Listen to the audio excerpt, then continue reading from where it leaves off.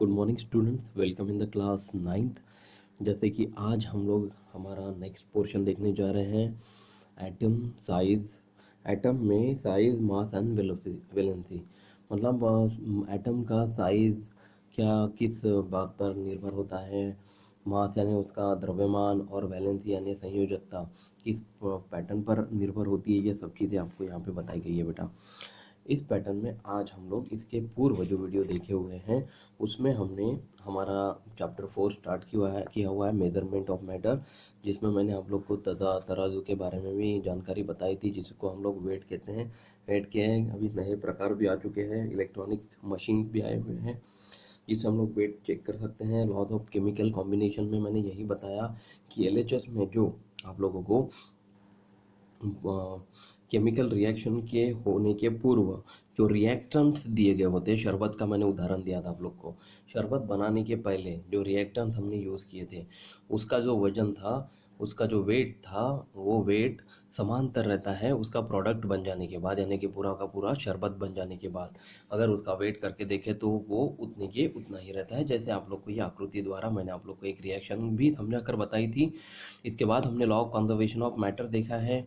उसमें हमने देखा कि जो भी वेट होता है बिफोर केमिकल रिएक्शन वो आफ्टर केमिकल रिएक्शन भी सेम होता है, मतलब रिएक्टेंट्स और प्रोडक्ट्स सेम होता है। उसके बाद हमने लॉ ऑफ कांस्टेंट प्रोपोर्शन देखा मतलब जैसे यहाँ पे ऑक्सीजन का जो रेशो यहाँ पे 1:8 दिया था और जिसका टोटल ग्राम 9 ग्राम आता है, उसी पैटर्न में अगर इसी के दूसरे स्वरूप में अगर हमने लिया इसको दूसरे रेशो में तो 2:16 होगा या फिर 3:24 होगा।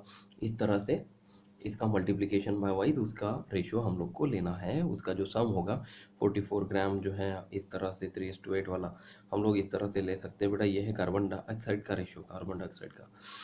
तो ये होगा हमारा लॉ ऑफ कांस्टेंट प्रोपोर्शन। आज हम लोग देखने जा रहे हैं हमारा नेक्स्ट पैटर्न साइज। एटम में उसका साइज क्या मैटर करता है। तो देखिए बेटा, यहाँ पे एक एटम, जैसे एटम के बारे में आपको यहाँ पे जानकारी बताई गई है। तो देखिए स्टूडेंट्स, यहाँ पे मैंने जैसे आप लोग को यहाँ पे एक हाइड्रोजन एटम की जानकारी बताने जा रहा हूँ। ये देखिए यहाँ पे जो सेंटर बनाया हुआ है, ये मध्य में, इसको हम लोग न्यूक्लियस कहेंगे। और इसके चारों ओर घूमने वाले जो ऑर्बिट है, ये फर्स्ट ऑर्बिट है बेटा। ये फर्स्ट ऑर्बिट में एक इलेक्ट्रॉन यहाँ पे घूम रहा है। जैसे मैंने यहाँ पे इसका नाम हाइड्रोजन लिख लिया, तो हाइड्रोजन का सिंबल क्या है, एच है। एच से हम लोग हाइड्रोजन को डिफाइन करते हैं।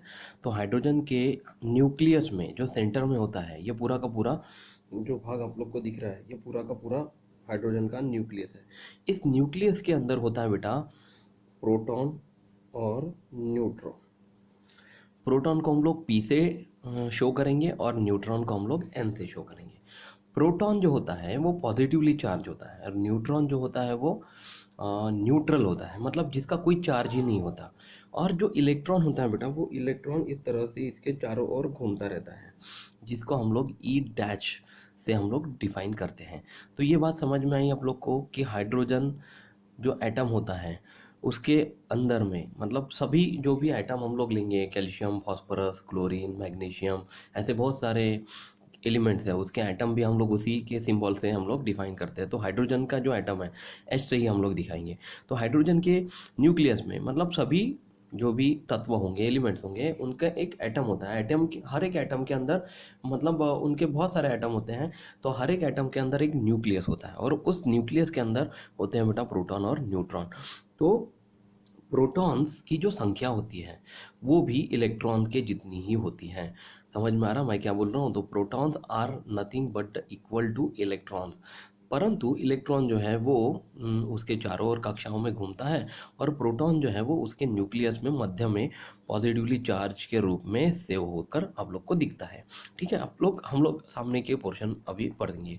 इसमें आपको बताया गया कि we have learn that centre of an atom, मतलब एक सेंटर के मध्य में न्यूक्लियस होता है, इधर nucleus, and that there are moving electron in the extra nuclear part, और उसके चारों ओर इलेक्ट्रॉन घूमते हैं। और इलेक्ट्रॉन जो होते हैं वो निगेटिवली चार्ज होते हैं, negatively charge elementary particles, while the elementary particle that make up the nucleus are positively charged protons and electrically neutral neutrons।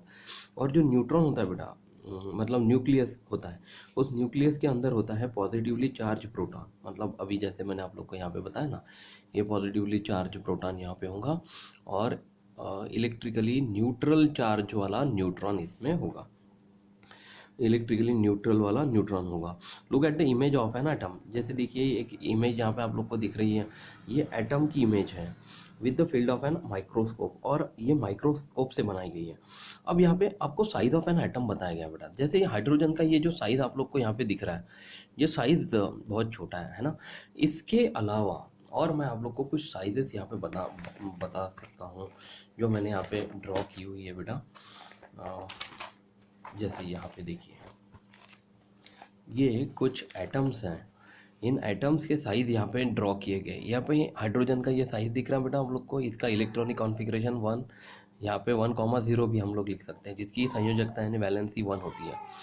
फिर लिथियम, बेरिलियम, बोरॉन जैसे कोई एटम्स हैं, उनकी भी यहाँ पे आप लोगों को साइज दिख रहा है। लेकिन ये इसके चारों ओर घूमने वाले कक्षाएं देखिए, ऑर्बिट देखिए, इस यहाँ पे भी 2 हैं, यहाँ पे भी 2 हैं और यहाँ पे भी 2 हैं, लिथियम, बेरियम और बोरॉन में। लेकिन सोडियम और पोटेशियम की अगर बात करें तो सोडियम का साइज और पोटेशियम का साइज देखिए, कुछ अंतर दिख रहा है आप लोग को इसमें। बिल्कुल, यहाँ पे सोडियम में जो है वो 11 इलेक्ट्रॉन्स होते हैं, जिसका इलेक्ट्रॉनिक कॉन्फ़िगरेशन 2 8 1 होता है।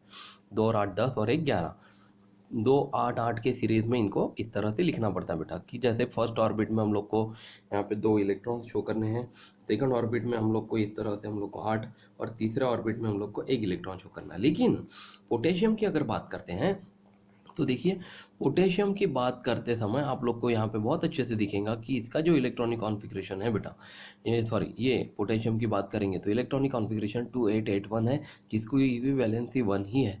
लेकिन ये वैलेंसी कैसे कैलकुलेट करेंगे हम लोग अगली वीडियो में देखेंगे। तो 2 8 8 1 में मतलब फर्स्ट ऑर्बिट में 2 इलेक्ट्रॉन, सेकंड ऑर्बिट में 8, थर्ड ऑर्बिट में 8 और लास्ट ऑर्बिट में 1 इलेक्ट्रॉन।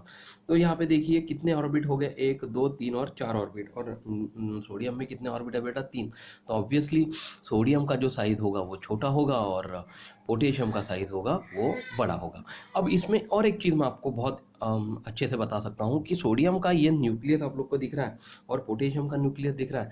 तो न्यूक्लियस से आखिरी ऑर्बिट तक, लास्ट ऑर्बिट तक का अगर डिस्टेंस अगर हम लोग मेजर करेंगे तो इसको हम लोग कहते हैं एटॉमिक रेडियस।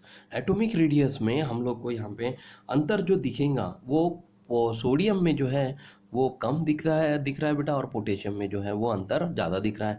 मतलब आप लोग को समझ में आ रहा है कि जितनी ज़्यादा ऑर्बिट्स होंगे उतना उसका एटॉमिक रेडियस बढ़ता जाता है, और जितने कम ऑर्बिट्स होंगे उतना उसका एटॉमिक रेडियस कम कम होता रहता है। जैसे कि यहाँ पे लिथियम का एटॉमिक एड्रेस जो है वो, एटॉमिक रेडियस जो है वो सोडियम से कम है, और हाइड्रोजन का जो एटॉमिक रेडियस है वो लिथियम से भी कम है, क्योंकि यहाँ पे एक ही ऑर्बिट है और लिथियम में कितने हैं, 2 ऑर्बिट है, और इनके सभी में एक न्यूक्लियस होता है, और न्यूक्लियस से आखिरी ऑर्बिट तक का अंतर को ही हम लोग क्या कहते हैं, एटॉमिक रेडियस कहते हैं। जैसे यहाँ पे देखिए the size of an atom is determined by its radius. मतलब कोई भी एटम का साइज जो होता है वो उसके रेडियस से जाना जाता है। The atomic radius of an isolated atom, मतलब कोई भी एटम, हाइड्रोजन हो गया, is the distance between the nucleus of an atom and its outermost orbit. Atomic radius is the express in nanometre, और एटॉमिक रेडियस जो होता है वो किससे एक्सप्रेस करते हैं बेटा, नैनोमीटर से एक्सप्रेस करते हैं। जैसे कि 1/10⁹ metre is equal to 1 nanometre होता है, यानी कि 1 मीटर इज इक्वल टू क्या हो गया, 10⁹ नैनोमीटर, उसका उल्टा हो जाता है।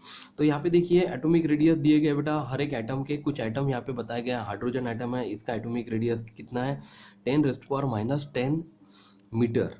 वाटर मॉलिक्यूल का एटॉमिक रेडियस कितना है, 10⁻⁹ मीटर, और हीमोग्लोबिन मॉलिक्यूल का एटॉमिक रेडियस कितना होता है, 10⁻⁸ मीटर।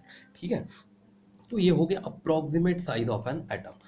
अब यहाँ पे ऊपर में आप लोग को कुछ जानकारी बताई गई है, मैं इस शॉर्ट में आप लोग को बताता हूँ कि एटम वो जो होते हैं वो बहुत वेरी टाइनी, यानी कि हमारी खुली आंखों से भी नहीं दिखते, इतने छोटे होते हैं, जिसको हम लोग को माइक्रोस्कोप से देखा जाता है, या फिर स्कैनिंग या टनलिंग माइक्रोस्कोप का भी हम लोग इसमें उसको एनलार्ज करके एटम को देखने में इसकी मदद होती है। और दूसरे बॉक्स में आप लोग को यही बताया गया है कि यदि हम लोग पोटेशियम एटम और सोडियम एटम दोनों देखें तो an atom of K is bigger than an atom of N A, मतलब पोटेशियम जो कि सिंबल के है वो बिगर होगा, उसका एटम जो होगा वो बड़ा होगा, और सोडियम का जो एटम होगा वो छोटा होगा। इस तरह से for example an atom of M G magnesium और स्मॉलर देन एन सोडियम, मतलब अगर मैग्नीशियम और सोडियम की बात करें तो मैग्नीशियम का जो एटम होगा वो छोटा होगा और सोडियम का जो एटम होगा वो बड़ा होगा। इसके बाद हम लोग चलते हैं the mass of an atom, मतलब किसी भी एटम का द्रव्यमान कितना होना चाहिए, यह सब चीज़ें आप लोग को यहाँ पे बताई गई है। तो मास ऑफ एन एटम में जैसे कि आप लोग को बताया कि मैंने न्यूक्लियस होता है इसके सेंटर में यानी मध्य में उसके अंदर प्रोटॉन और न्यूट्रॉन होते हैं। The number p plus n in the atomic nucleus is called atomic mass number.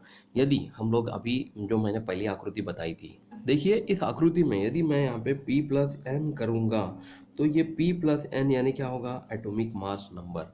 इसको याद याद रखिएगा हमेशा कि p प्लस एन जो कि न्यूक्लियस के अंदर होता है, यदि इन दोनों की सम यानी टोटल की जाए तो वो होगा उस एटम का एटॉमिक मास नंबर।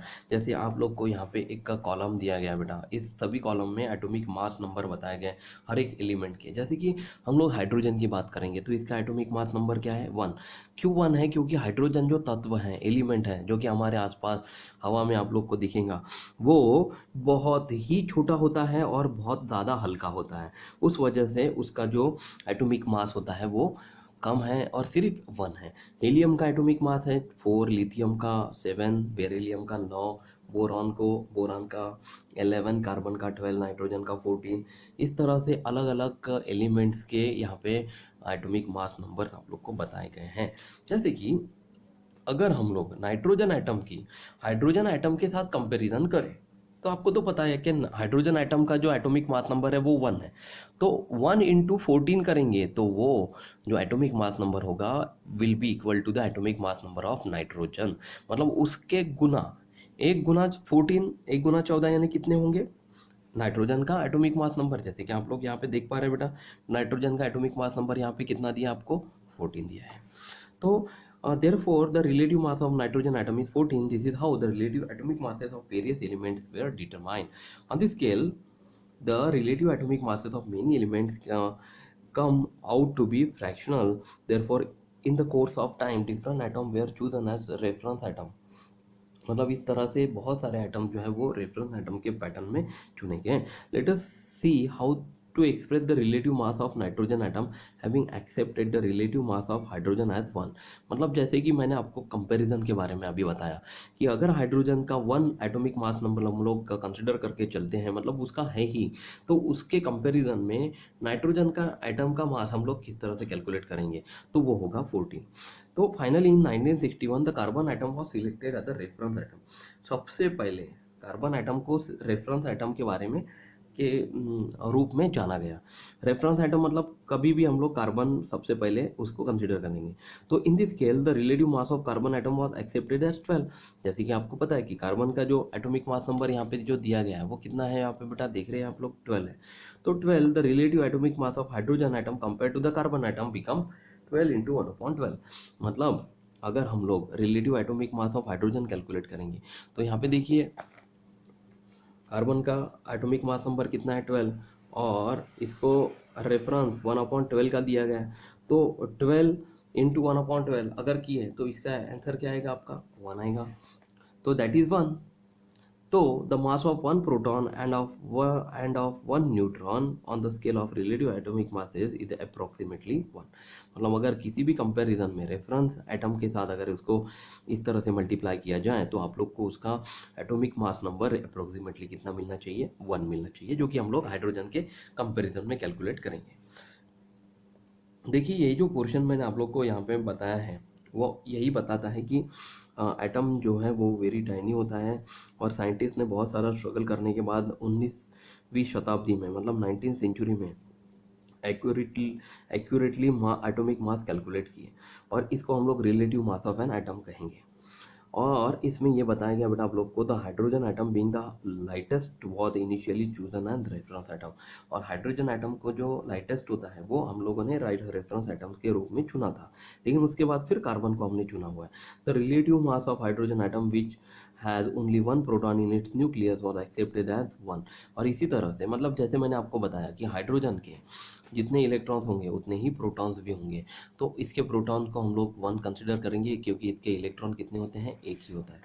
तो had only one proton in its nucleus was accepted as one, therefore the magnitude of the relative atomic masses of various atoms become equal to their atomic mass number is equal to p plus n। Atomic mass number अगर किसी भी element का calculate करना है तो हम लोग को न्यूट्रॉन्स और प्रोटॉन्स दोनों को ऐड करना पड़ेगा।